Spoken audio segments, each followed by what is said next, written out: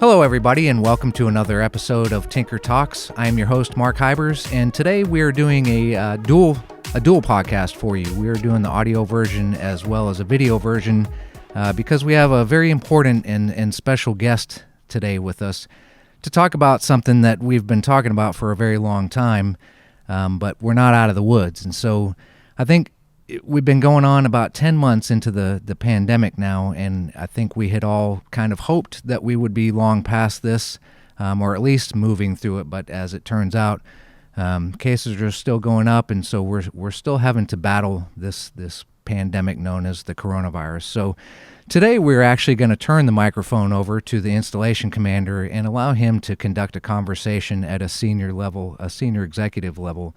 And so with that, I'm going to turn this conversation over to my boss, the installation commander, Colonel Paul Filcek, and he is going to talk to the director of the Air Force Sustainment Center Contracting Directorate, Mr. Anthony Bauman. So, sir, over to you. Thank you both for joining us here today. Thank you, Mark. Ladies and gentlemen of Team Tinker, let me start with kind of baselining you on who Mr. Anthony Bauman is. Being the Director of Contracting for the Air Force Sustainment Center, he's basically a member of the Senior Executive Service, a general officer equivalent, in charge of the contracting vehicles for the entire Air Force Sustainment Center that affects 5 wings, 3 installations, and the 3 aircraft depots across our Air Force. It's a very prominent responsibility, and he's a very prominent senior leader in Air Force Sustainment Center business. With that, his message on COVID, given that credibility alone, would be valuable to us at Team Tinker. But more importantly, Mr. Tony Bauman is a survivor of COVID-19.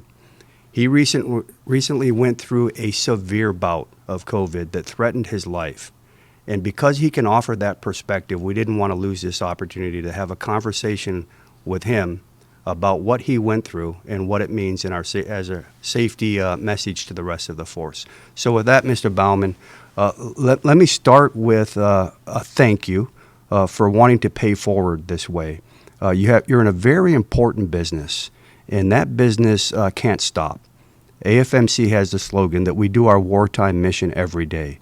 Each and every one of us in the command and on Team Tinker has to execute the mission in defense of our nation and for our families and everything that we hold dear. We can't stop doing what we're doing. You worked up to the day that you thought that you had COVID. You'll go through that a little bit, and then return to duty as soon as it was safe to do so. And for that, I think we all applaud you. Thank you very much. But I think you have a compelling message, and I'd like you just to step us through it. Probably first and foremost with those early stages and what you went through and what was going through your mind. But anything you want to talk about, the floor is wide open. So go ahead. Great. Colonel Filcek, I appreciate this opportunity to have this conversation. We've followed a lot on COVID through the last 10 months.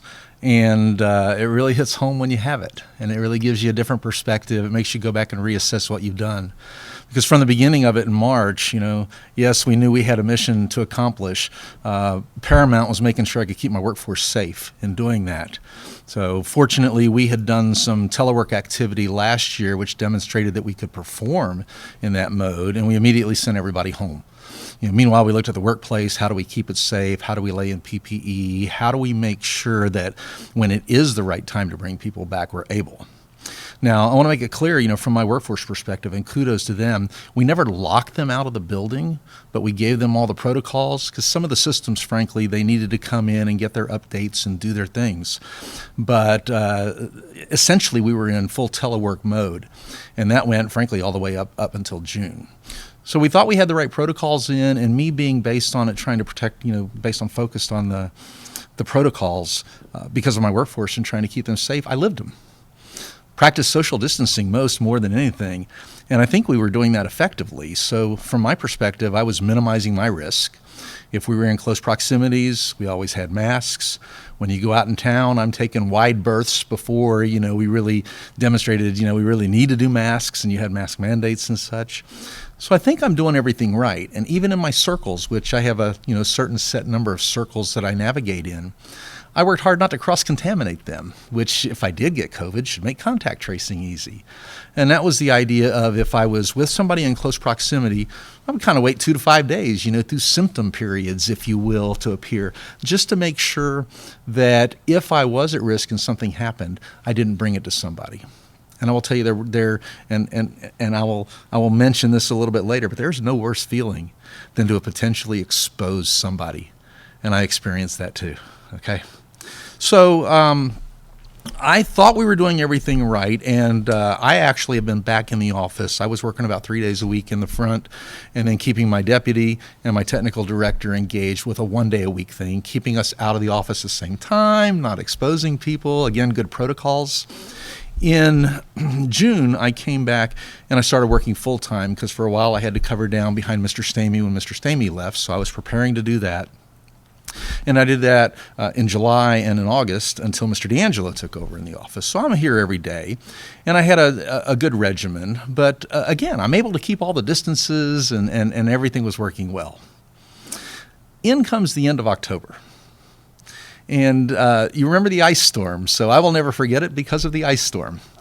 In fact, my house was without power for 5 days, which made this whole thing kind of difficult to assess up front, and maybe a little difficult to handle.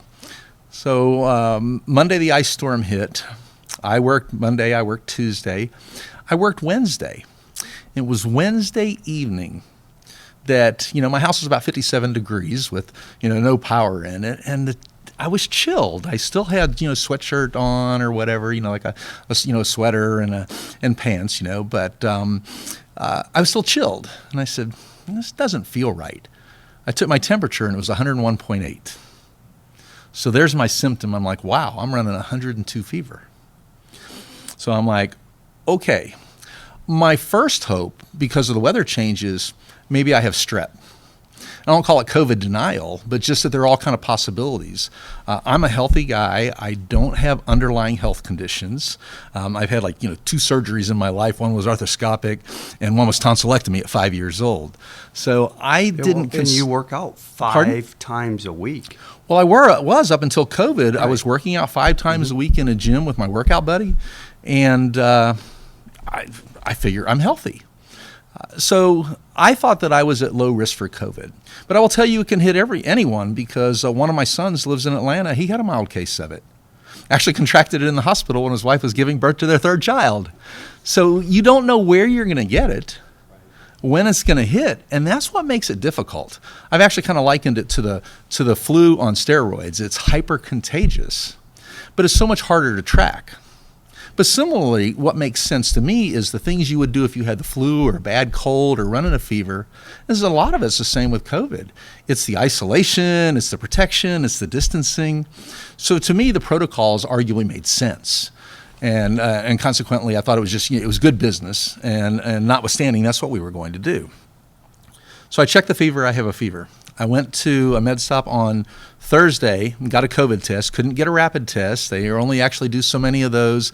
And so if you think you have COVID, one of the things you need to do is schedule an appointment to get one of those rapid tests, because you can get that back in 15 minutes.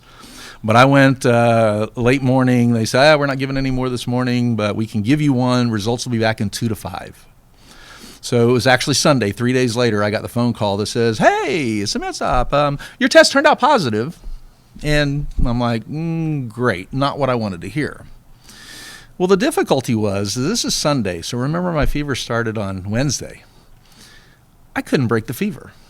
Never in my life has the fever never broken. Rarely would I ever see a fever go past 3 days.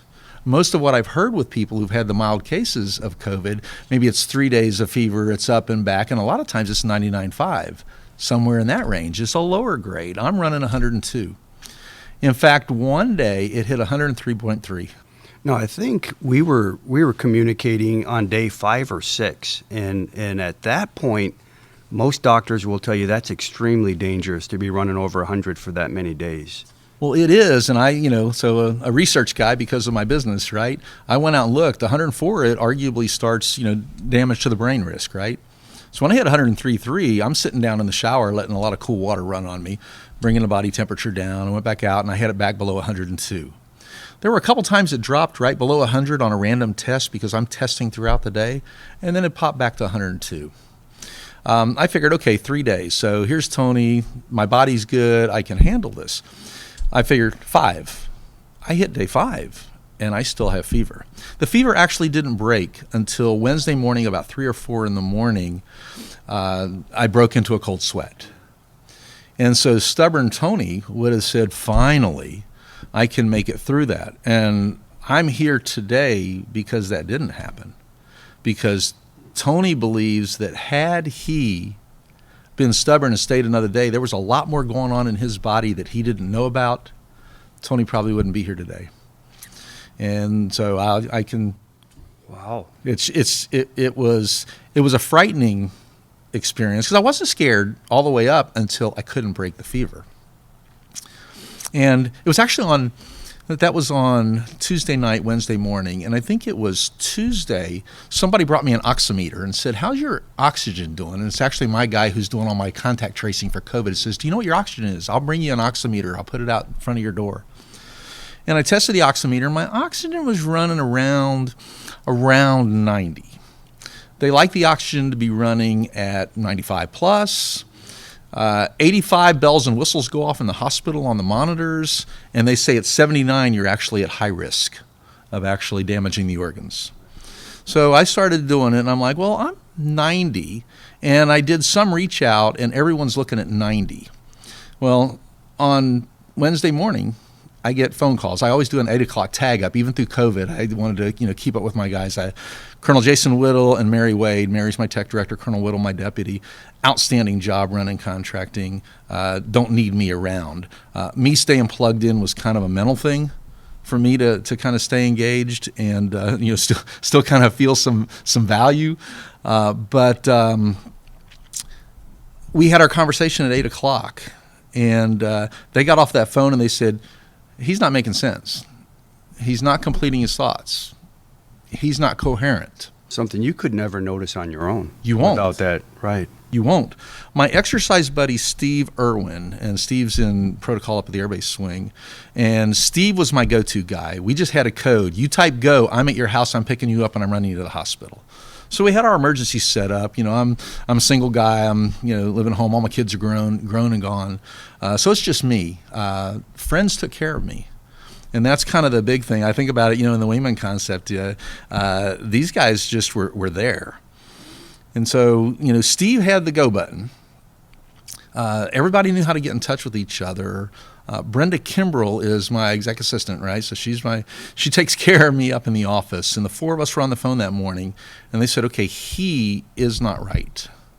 They talked to Steve, and Steve says, yep, well, he's kind of mad. He thinks he's got it. He's got his things. Yeah, we got a code. We're watching. And they said, well, we need to get him to the hospital. He says, yeah, I think he needs to go. Steve's wife, Amy, has actually done respiratory stuff. And they said, what's your oxygen? I said, it's running 90. They said, that's too low. I said, well, 90 is kind of their cutoff. They look at it and stuff. That's too low. You need to go to the hospital. Fundamentally, what changed this, and Tony was, resistant, it's like I broke my fever. I'm on the other side of it, right? Couldn't have been more than wrong. Mary Wade, God bless her, she lost her older brother to COVID earlier this year. And she said, I'm going to be the one to call. I might cry, but I'm going to call. And she called up and she literally told me, she said, you need to go to the hospital. She said, I lost my brother. I'm not losing both of you. You need to go to the hospital. I'm like, okay. And so it was that intervention of Jason Whittle, Mary Wade, Brenda Kimbrell, Steve Irwin, Amy Irwin that said, you need to go. Something that I wouldn't have done. Lifesaver. Absolute lifesaver. Absolute lifesaver. So basically, classic engagement and caring by teammates really wins the day here. So you got a legitimate save, and you couldn't really tell yourself because you're the one becoming incoherent. You're the one that probably is using different rationalizations as you lose more and more capacity. And without that help, it might have been a whole different story. I think it's absolutely true. And there are things, I mentioned things going on in the body. So I get into the body. They do different things. They do a chest X-ray to baseline you. They're checking everything. They start putting you on oxygen. Oxygen is interesting. They'll run up to 6 liters a minute or whatever on an oxygen flow, and they don't like to do any more than 6, say, in the rooms, or they're going to send you to ICU. So they put me on oxygen, and they did blood tests. They were doing a lot of different things that first day, and a couple of the things that they did, they started me on an antibody plasma.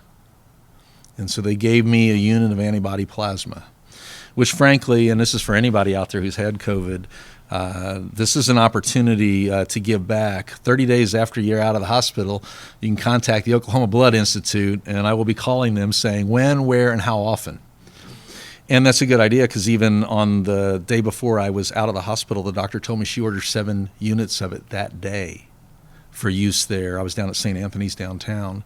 They have a floor dedicated to the COVID patients in doubled up rooms. There are so many COVID patients.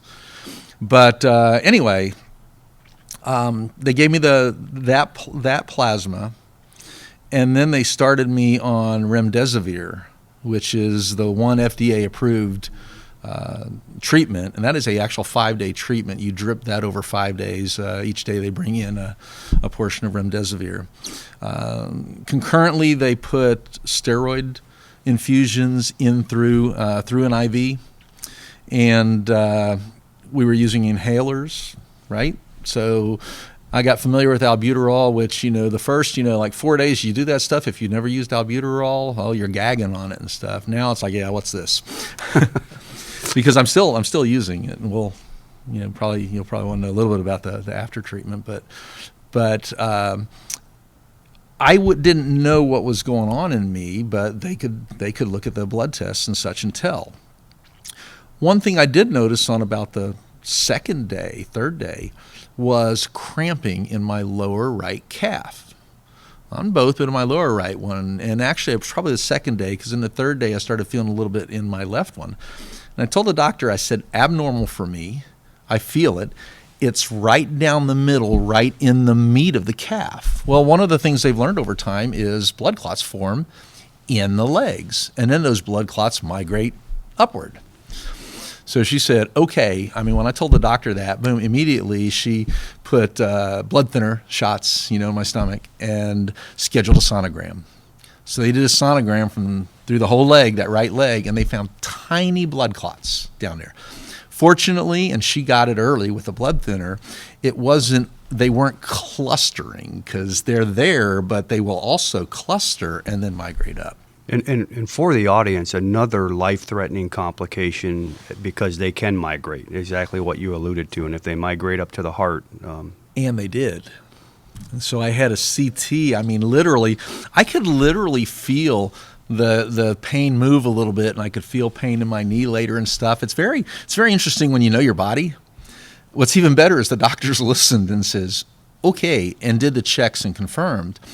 The blood clots did come up and go, I think, to the lower lungs. So when I walk out with a diagnosis of pulmonary embolism, and I'll be on blood thinners for the next 90 days. So they literally shifted blood thinners in the hospital and went to heparin. Heparin's stronger but harder to control, so the levels are all over the place. They have to check your blood twice a day and look at it and adjust, because it's kind of crazy. But then on the when they got close to where they thought I was over the edge and I was going to be able to be coming home, they shifted to Eliquis, which is a pill which is a lot more stable in it. So anyway, it was that they found in the hospital. They were able to do chest X-ray, and they did the CT, and they said, well, there's no pressure around the heart, on the left side of the heart, right? So there's no pressure on the heart. There are those evidence. They weren't hearing fluid in my lungs, but later then subsequently you do get viral pneumonia, and you get the shortness of breath. Meanwhile, in all this period of time, my oxygen needs are going up to 6 liters. And they had me at 6 liters per minute of oxygen, and they were watching it. They don't like to do any more than that. There were 2 days the doctor said she was really worried. She thought she was going to have to move me to ICU. And in ICU, then they would have put a mask on and directed oxygen flow and such. No ventilator, but a mask to get it in. And we were watching that, and I'm constantly watching the monitor. Because I can actually, if you lay on your stomach, you take off less pressure and your oxygen on the oximeter will go up. So at the nighttime, I could run oxygen levels of 95 plus.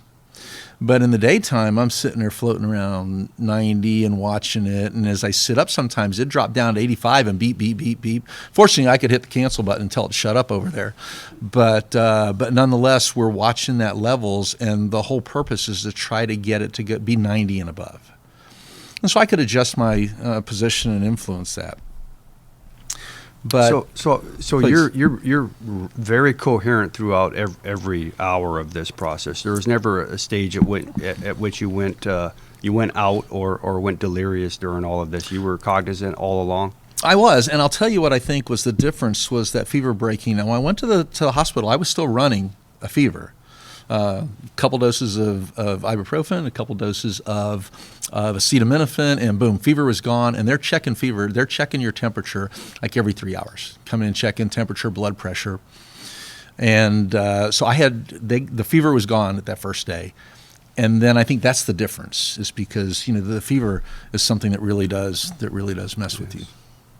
So a little bit about you've already touched on it a lot in the hospital. What's your take on the hospital environment, given that this may be a little bit atypical, but probably not? A lot of patients, a lot of hustle and bustle, crammed up with COVID patients, or is it? Did it look like they were managing the demand okay? So I had a lot of conversations with the nurses' aides, and doctor when they came in. Learned a lot while I was there. St. Anthony's downtown, at the very beginning of it, they got together and decided we're going to dedicate the 10th floor to it. And with case numbers, they had 2 patients in every room. And so they were essentially full.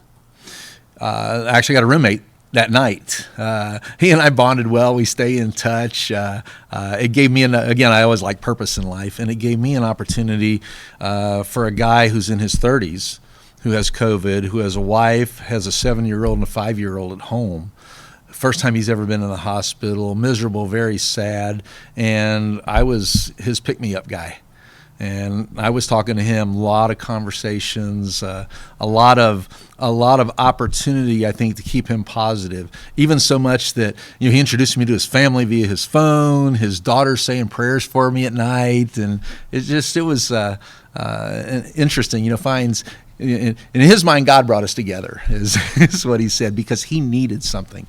But for me, I was coherent because I didn't have fever. And the government iPhone was a saver because, I did look at emails, and I did do text updates to the office and that sort of thing on what was going on with me, because you spoke of caring people reaching out, and that caring goes well beyond just the people I mentioned that intervened.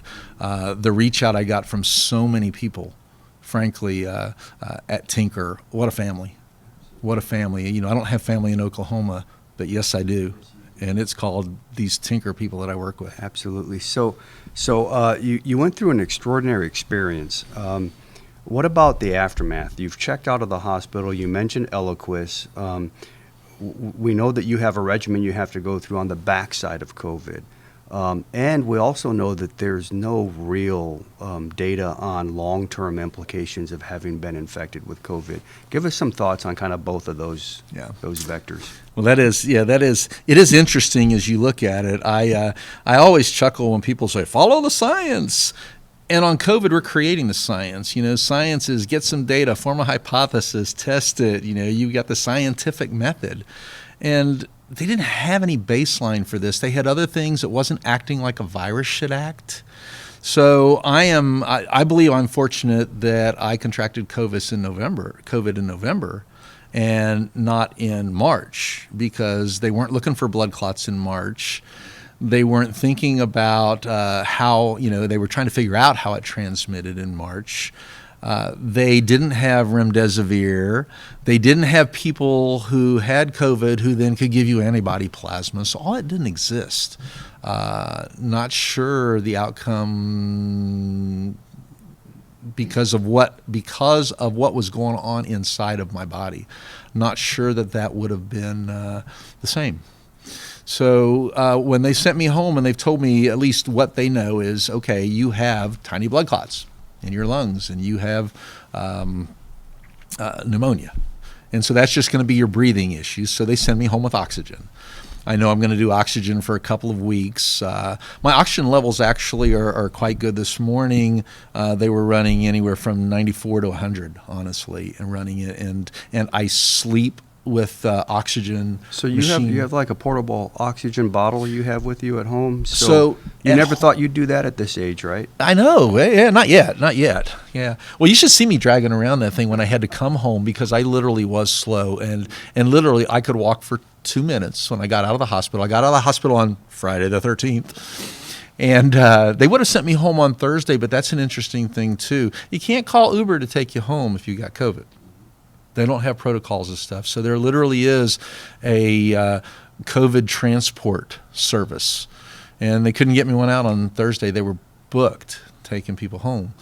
And so they took me home on Friday morning. And I was mostly on the couch. I had an oxygen bottle. Later that day, the oxygen company delivered an actual machine that manufactures oxygen. It pulls in the air, it does the conversion, and so the machine's what I use. I do have bottles if I need to go anywhere and take oxygen with me. So to be clear, at that point, COVID wasn't gone from your system. You had just run through the worst course of the disease and reached a stabilization where you could go home, right? Correct. At what point do you think you were recovered from COVID to return to work? What was that point? So the good thing is telework. I felt strong enough from Friday to Monday that I could actually, do some emails and do that stuff. And I actually did about 4 hours on that Monday keeping up with it, but nothing strenuous. I will tell you now, if I had to do anything strenuous, I'd be toast shortly. Friday, it was last Friday. Last Friday was the first time I went out anywhere. And I went out I had to do a bank run, a pharmacy run to pick up my refills on Eliquis. And then I hit 2 grocery stores. I took my time. I walked slowly. I was 2.5 hours out. Totally exhausted when I got home. Got my groceries put away, sat on my couch, and put the oxygen on. And real quick, you were cleared through post-testing for this, correct? Through what? Through post-testing, or how did you know that you had run the course of the disease? So that's the could interesting be safe thing. in public? Very good question. They don't do a test at the end. Okay. They look at their protocols, which I always chuckle. I say every time Dr. Fauci changes underwear, the protocols change because we've seen them morph over time. But even right now, there's 3. I know myself and 2 other people dealing with COVID, and the protocols they've been told, we have 3 different protocols. You remember the original one, 10 days past onset of symptoms, 3 days symptom free. One of mine is running that. They said 10 days after. Actually, I think they told him 14 days after. No, they told him 10. The other one, it was 14 days after your test, is what they told him. The doctor in the hospital told me the most recent change, and this is what they sent me, was 20 days after onset of symptoms, which I think is interesting because it ignores the back end of do you still have symptoms and what. So I counted that Wednesday of fever because I knew that was, definite symptomatic day. I never lost smell, I never lost taste, I never lost any of those other things. I just had to contend with the impact of fever. But I counted Monday. I got home on Friday, and Monday is my quarantine day, so I was locked in. Friends, I had my grocery list and my stock-in list so I could take care of myself, and folks did the porch drop-offs. And so you're full of antibodies. You're full of meds. But there's no verification at the end on tests because and it's a couple of things. One is if they test you, you still got it in you, so the test is going to go positive. Does that mean you're contagious? Because if you're not outwardly symptomatic, and that's what I asked, is like, well, what's symptomatic and what's asymptomatic? Because you tell me I still have blood clots. Well, is that a symptom or is that an effect? You tell me I've got pneumonia. Is that a symptom or an effect? And I don't have all the other things. I don't have the fever. I don't have a lot of that. But they basically told me, it says, yeah, you're still considered that you have COVID right now, but you're good to go home. Okay.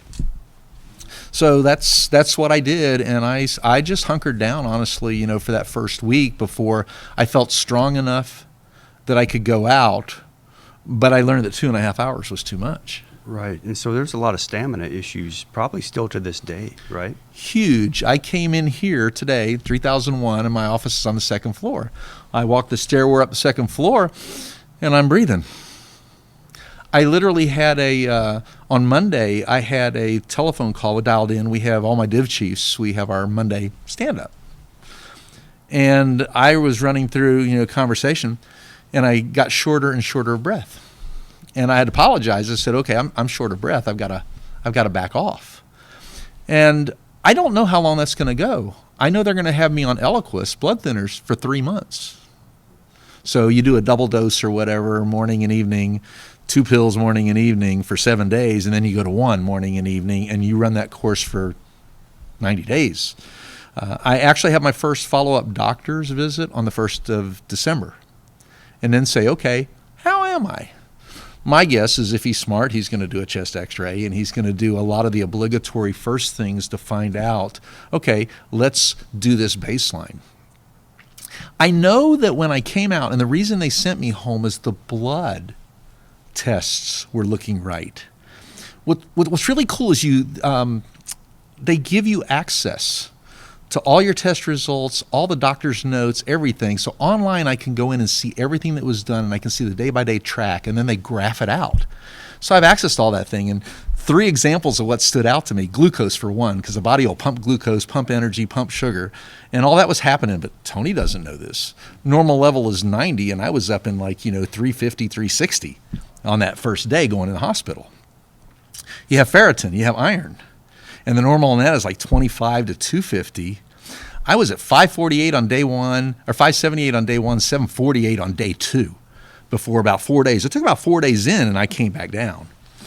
And then there's this C-reactive protein, which apparently attacks the muscles, right? The normal is 0 to 0.5. And on day 1 going in, and I heard this is low, I heard of some people who've had higher, I was 24, but I'm 48 times the high end of that range. Had Tony stayed home, all this stuff's happening inside of him, invisible to me. And even with this help, you lost 13 pounds. I did. I lost 7% of my body weight. I knew I was losing it, and it's muscle mass. And I'm lower. I probably weigh less right now than I did in my 30s.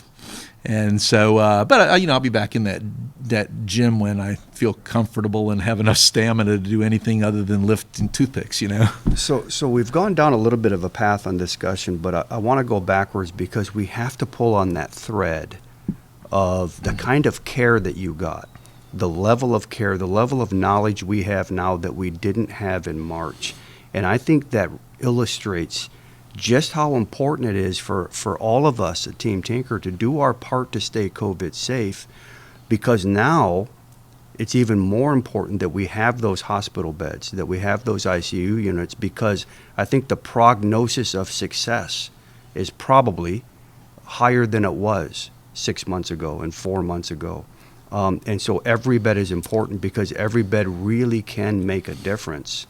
And I think the real hammer home there is that they can really help at the hospital, but they can't if you can't get in. That is very true. And I'll tell you, to a T, the staff down there was committed. It's been the same crew since the beginning. There's a little bit of fatigue setting in on some, but the attitude, the level of care, the knowledge, the proficiency. It's kind of hard when I was dehydrated from fever that long for them to find some veins here a couple times. It was so flat. But they worked, they tried, they were professional all the way, they communicated. And now with what they can do, I think your point is right. People need to be able to get access to that when they need it. I felt I needed to get out of the hospital. In fact, my roommate was able to go home on Wednesday, the 11th. And then they took our room. They were going to bring somebody else in, which I thought would have been interesting, because now you're going to bring in a new patient, 2 guys on the back end of it, and you're going to bring in a new thing. And they said, you know what, we've got one empty room over here that's a 1-bed room. They said, we're going to move you there because I was supposed to go home the next day. They ended up having to keep me an extra one. But then that allowed them to clean our room and have 2 new beds. The doctor told me they had 6 ICU beds in the area that one day. 6. And Tulsa was full, and it gets very dangerous, because ICU is not the only place they take you, obviously. They have the wing, but ICU for the most critical is what you have to have, and that's why that's the measured metric. So many people, you hear about the light cases of it. I spent 10 days in a hospital. 10 days after 7 days at home with fever. And so it was a crazy period.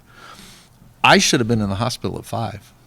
And that's kind of a message. If you got a fever, it's going past 5, don't wait till 7. Yes, sir. And important to note that on Tinker, we have had an airman under the age of 30 almost pass away. Spent a lot of time in the ICU, multiple days in the ICU, multiple tube drainage in the lungs, multiple ventilator interventions, and I think, I'm just trying to go off memory, 26 years old. So we have to understand that it really can happen to anybody, and it illustrates how safe we must be.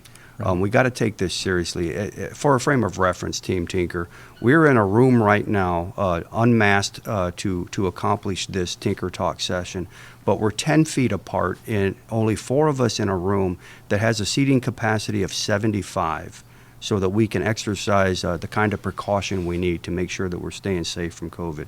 That we mask when we're indoors and when we can't separate from people by at least 6 feet. That we wash our hands when we touch something that isn't ours, and that we conspicuously clean all the time, stay away from crowds. Those are the foundational basics of what we got to get done here to keep people COVID safe.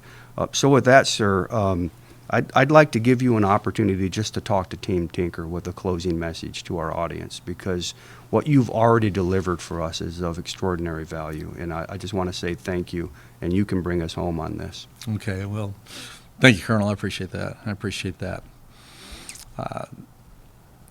COVID is one of those great unknowns out there, unknown in the sense of where, when, why, and how it's going to strike. I do know a lot of people who've had milder cases. I've had some employees who faced it. One had hospital time, and she had about 8 days. And she recovered from it. All the other ones have generally been shorter periods. But the reality is, not knowing what it is doing, you have to think about a couple of things. One, best course of action is doing everything possible to avoid it. I mentioned earlier that there's no worse feeling than to think you might have exposed somebody, and that was kind of one of my mantras up front of be prudent, be prepared, and don't panic. So I did that from the outset back in March, and I carried that theme all the way through. It's not something you need to panic about. It's something you need to be smart about. And so how do you be smart about it? I really said I'm gonna trust the folks that are writing the protocols out, because those are the types of things I would do if I had the flu. Those are the types of things I would do with anything else that was contagious. If you have strep throat, what do? Stay home. So things like that arguably are smart to prevent the spread of it. But I'll tell you, I think in my perspective, looking backwards, is I would probably take it, I will be taking it even a step further, because I adhered to the protocols, always with one caveat. If we're in a meeting and the other person wants to wear a mask, notwithstanding distances and stuff, I respect that, and we'll all wear masks. And I usually deferred to those folks coming in, because we may have contracting officer warrant boards, and it's like, what do you want to do? Because we're going to comply. And I argue that a lot of that following protocols is respect for other people. On Wednesday, when I had symptoms that night, I had 2 one-on-one meetings in my office, which had space, which has a table that has 8 seats around it. And we spread out on opposite sides of the table. I had a meeting in the morning, a meeting in the afternoon. The meeting in the afternoon, we both wore masks because that colleague's mother has experienced COVID, and so he's doing all protocols to be safe. So we both wore masks. In the morning, offered up to one of my section chiefs, and he says, "No, I'm fine. We're all good. Everything's good." We were spread apart. I show up with symptoms that night. Friday night, he starts a low fever. I'm like, 2 days. Where's that window? Where's that contact tracing window? 2 to 5, right? When symptoms? 2 days. I'm like, oh my God. Now, fortunately, he had a 3-day boom, boom, low fever, up, down, gun, and thank you. I may have given somebody COVID inadvertently, still following the normally accepted protocols. So I think there's things we don't know, like closed rooms, and you've done it. Kudos, Colonel Filcek, of rooms and room size, and because there's some science is starting to talk about saturating rooms with molecules, and so masks are not necessarily a bad idea. In fact, that is what we've significantly moved to. Some of my offices actually put that in up front. They kind of all got together and says, "We want to wear masks in here anyway." Perfect, do it. And notwithstanding the fact that there wasn't a lot of people in the office, when they were in, but so for me, I think follow protocols, but take them to an extra degree. From the beginning, I've always been aware of kind of who's around me in space. I was never a space conscious person because I don't feel like space is ever infringing on me. But I become space aware, more about understanding that I'm protecting someone else because I'm not breathing on them. You don't want to give somebody COVID, okay? The other thing is, if you do start exhibiting symptoms, err on the side of caution.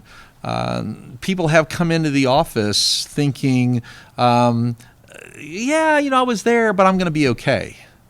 One of the protocols I practiced, I mentioned it about my circles, is if I saw one of my circles on a Monday, I'd kind of wait that 2 to 5 before I was ever in close proximity with another one of my circles, so that I had a symptom development period there. So if you're around somebody and you're thinking, we were a little close. I went to a place and that was just tight.